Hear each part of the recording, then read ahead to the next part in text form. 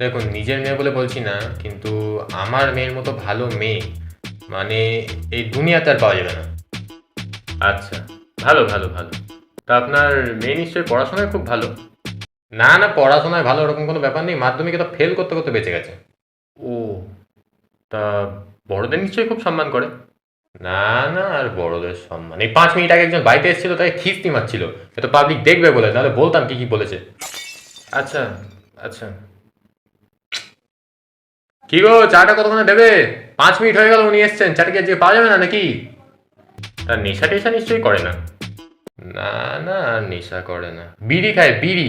আপনি বলুন তো, বিড়ি খাওয়া উচিত? মানে বিড়ি খেলে মানে শরীরে কতটা ক্ষতি হয়, কি করে বোঝাই আমি। ও, যেখানে আমি রোজ সিগারেট খাই ও বিড়ি খায়, কি বলবো এবার। আচ্ছা, ও নিশ্চয়ই ভালো কিছু কাজ বাজ করে? না না, কাজ বাজও কিছু করে না, কতবার বলেছি একটু চাকরি বাকরি কিছু একটু দেখ। না, কিছুই করবে না। আরে আপনার মেয়ে পড়াশোনা করে না, বড়দের সম্মান করে না, নেশা করে, কাজ বাজ করে না, তাহলে ভালোটা হলো কোন দিক দিয়ে? না, আমার মেয়ে আসলে সন্ধ্যে 7টার মধ্যে ঘরে ঢুকে যায়।